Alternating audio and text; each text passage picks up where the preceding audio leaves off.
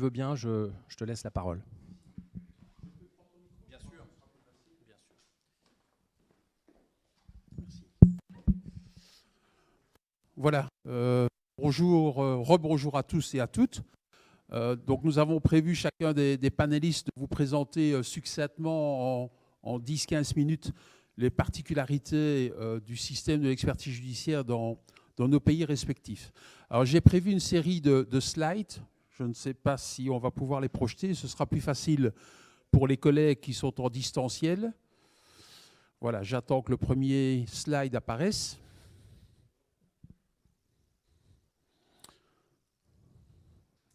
Voilà, ce n'est pas la bonne série de slides, donc on va passer à une autre série de slides.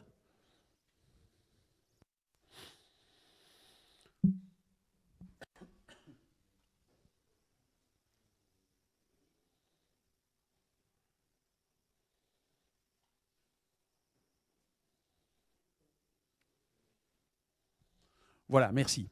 Donc d'abord, un bref rappel du cadre législatif. Je crois comme dans la plupart des pays, il y a une structure de base qui est dans le Code judiciaire, qui définit les modalités de l'expertise judiciaire. Ce Code judiciaire en Belgique a été largement revu il y a 4 ou 5 ans, accélérer l'expertise et d'autre part, coût. C'était les deux critiques principales qui étaient formulées à l'égard de l'expertise judiciaire. Alors comment le législateur a-t-il prévu de l'accélérer de différentes manières, notamment de donner plus de pouvoir à l'expert judiciaire. Donc maintenant, l'expert judiciaire est ce qu'on appelle le maître du déroulement de l'expertise, bien entendu sous contrôle du juge. Mais il peut donner une impulsion, un rythme à l'expertise judiciaire qui est plus marqué dans le texte. Et diminuer les coûts, c'est notamment par le fait que la vision de l'expert est maintenant déterminée dès le jugement initial par le tribunal. Diminuer les coûts, je ne suis pas persuadé que cette mesure a contribué à l'effet voulu parce que les parties en cours d'expertise définissent en accord avec... Ça ne marche pas ? Bon, on a décidément, c'est bien de problèmes techniques. Est-ce que ça va mieux ? Bon, voilà.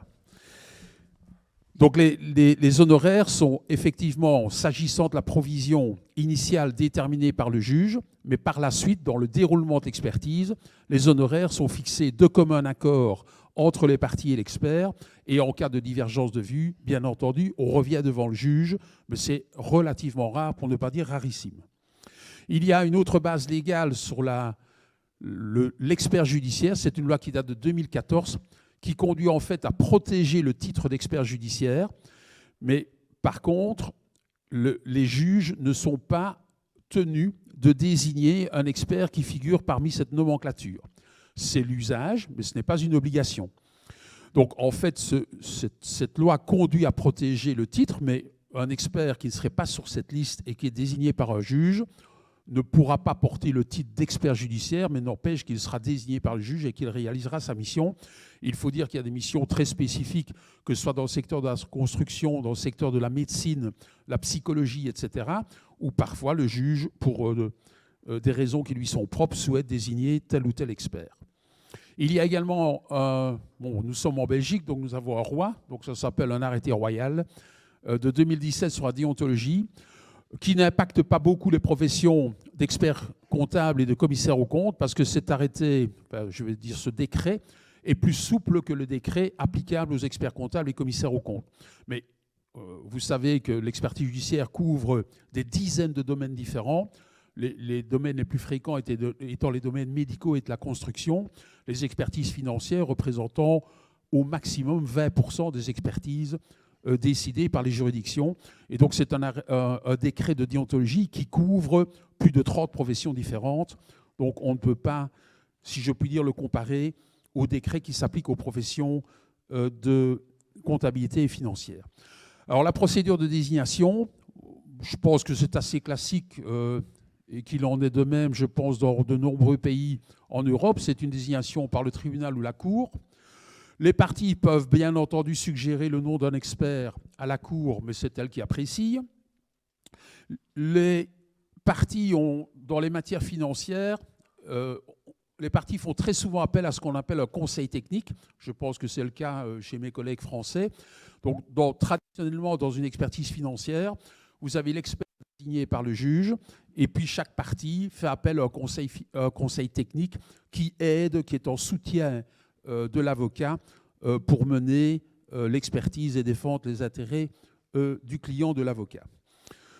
Le délai pour réaliser la mission, effectivement, c'est une des mesures de la réforme de 2017 du Code, c'est que les tribunaux sont tenus de fixer des délais plus courts, donc habituellement le délai est de 6 mois, mais les parties, en tout cas l'expert, si les parties ne sont pas assez diligentes, l'expert peut bien entendu introduire une requête en prolongation de délai, et c'est très très très fréquent. Il est rarissime qu'une expertise se clôture en 6 mois. Donc on a beau demander une réalisation de l'expertise en 6 mois, en tout cas dans les dossiers financiers d'une certaine taille, c'est rarissime que ce délai puisse être respecté en pratique. Le montant de la provision, j'en ai parlé. Ce matin, on a dit, j'ai entendu que ce serait une attente légitime des parties de connaître ex aequo et bono le montant des honoraires qu'il faudra consacrer à la réalisation de l'expertise. Et ça, pour l'expert, ab initio, au début de la mission, c'est extrêmement compliqué parce que l'ampleur des prestations qu'il va devoir mener va dépendre, de la qualité des documents qu'on va lui fournir, de la rapidité à laquelle on va lui fournir, mais aussi des demandes successives des parties. Et parfois, dans certaines expertises de nature financière, on essaye en début de mission de définir ce qu'on appelle ici avec un peu d'humour la clause pizza. C'est quoi la clause pizza? C'est de dire aux parties, on est bien d'accord que tout ce qui est inférieur à 100 €, on ne s'en occupe pas. On ne traite pas le sujet, de manière à limiter les prestations. Quand vous avez des disputes entre associés au sein d'une société concernant des décomptes de frais entre eux, on peut évidemment passer des dizaines d'heures sur des sujets peu importants. Donc on définit au départ qu'on ne va pas traiter les sommes non significatives. Les parties sont d'accord, et puis évidemment, en cours d'expertise, on change d'avis, on vient avec des sujets potentiellement, je vais dire, sensibles, et donc c'est très difficile pour l'expert de refuser de traiter un sujet qui est sollicité par une des parties. Donc si on veut limiter les honoraires, il faut évidemment que les parties soient également de bonne volonté et ne noient pas l'expert de demande. Parce qu'en cours d'expertise, on peut recevoir des dizaines de demandes des parties, et ça engendre évidemment des coûts beaucoup plus importants. Alors, quelques difficultés pratiques. On a déjà parlé du problème de la définition de la mission. Nous rencontrons le même problème en Belgique. Comme un des confrères l'a dit ce matin, il est d'usage lors de la première réunion d'essayer de convenir avec les parties, de repréciser la mission, bien entendu avec l'accord de l'ensemble des parties. Si l'ensemble des parties ne sont pas d'accord sur la définition plus précise de la mission, il faut évidemment revenir devant le juge. Le second point, j'en ai déjà parlé, c'est l'expert qui dirige l'expertise. On a beaucoup parlé de contradictoire ce matin. Alors, il est évident que le contradictoire est la base, mais pour limiter le contradictoire, pour limiter le nombre de débats totalement contradictoires, c'est-à-dire en présence de toutes les parties et des conseils, il est d'usage en début d'expertise de demander que ce qu'on appelle les réunions techniques puissent avoir lieu soit hors présence des parties, hors présence des conseils, uniquement avec les conseils techniques, et chaque cas est un cas. Dans certains cas, les parties souhaitent être présentes, dans d'autres, les conseils demandent à être présents à un certain nombre de réunions. Donc, c'est à l'expert évidemment de solliciter l'avis des parties, mais de suggérer de limiter le nombre de ce qu'on appelle les réunions plénières. J'ai voulu attirer un point sur la difficulté de forcer les parties à des débats oraux. Quand on veut limiter le coût d'une expertise et la longueur d'une expertise, les réunions en présence des parties, et là évidemment en présence des conseils aussi, solliciter des débats oraux sur des sujets que l'expert souhaite voir traités. Ça va beaucoup plus vite et c'est beaucoup plus efficace que de s'échanger des courriers. Et c'est très difficile. Souvent, les conseils disent à l'expert, formulez vos questions et nous vous répondrons par écrit. Et le fait de s'échanger des écrits et de s'engager dans une partie de ping-pong avec des écrits prend évidemment beaucoup plus de temps que de discuter de vive voix d'un sujet, de laisser chaque partie s'exprimer. Ce n'est pas toujours facile. On a parlé de rapports intermédiaires, c'est également très fréquent. Donc, je pense que c'est un bon usage pratique de dresser des rapports intermédiaires en cours d'expertise et qui est un résumé d'éléments factuels qu'on a constatés et on laisse les parties réagir par rapport à ces premiers rapports. La difficulté pratique est que même quand vous dressez des rapports intermédiaires, parfois les parties se réveillent au dernier moment, c'est-à-dire quand vous remettez ce qu'on appelle l'avis provisoire. Et là, les parties parfois reviennent sur des éléments qui avaient été mentionnés dans des rapports intermédiaires d'il y a 1 an et demi ou d'il y a 1 an. Et c'est toujours à l'expert d'apprécier s'il accepte les nouveaux arguments ou s'il ne les accepte pas, étant donné qu'il avait fallu y répondre en temps voulu. La conciliation, dans pratiquement toutes les missions confiées par un tribunal ou une cour, il est demandé à l'expert de tenter une conciliation. Donc, dans les dossiers, c'est le cas. La difficulté est de savoir si les parties autorisent le caucus ou pas.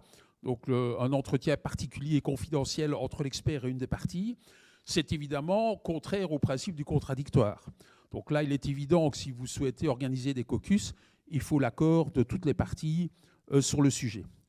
Faire approuver les notes de provision par les parties. Le code judiciaire est basé sur le fait que les honoraires sont approuvés en fait mission et ils sont ce qu'on appelle taxés par le juge.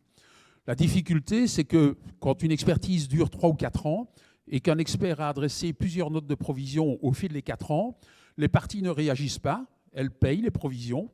Et puis évidemment, quand le rapport est rendu, il y a forcément une des deux parties qui n'est pas satisfaite des conclusions de l'expert. Et généralement, comme par hasard, la partie qui n'est pas satisfaite des conclusions conteste le rapport et conteste les provisions. Ce qui fait que l'expert doit parfois, 2 ans après avoir rendu son rapport, revenir devant le tribunal qui accorde une audience particulière sur la taxation des honoraires, doit justifier les travaux qu'il a faits alors qu'il en avait communiqué le détail. Donc je pense que ce serait une bonne chose qu'on puisse proposer, suggérer, imposer aux parties d'approuver les notes de provision en cours d'expertise. Sur les aspects techniques, les tableaux Excel, etc., c'est très difficile de joindre de tels documents techniques à un rapport d'expert parce que ces documents ne sont pas inaltérables, ils ne sont lisibles que si vous avez les formules, que s'il y a une grille de lecture, etc. Donc généralement, et je trouve ça tout à fait logique, les pièces qu'on annexe au rapport sont des documents en format A4, en PDF inaltérable, et il me paraît assez compliqué de joindre des documents sous une autre forme. Je ne parle pas de dépôt sur des sites électroniques, c'est un autre sujet. Et enfin, on a parlé ce matin de l'expert qui était invité à l'audience ou pas. Est-ce que c'est une bonne chose ? En Belgique, je dirais que dans 80% des cas, le juge ou la cour invite l'expert lors de l'audience où on va statuer au fond. Voilà pour quelques considérations pratiques. Merci.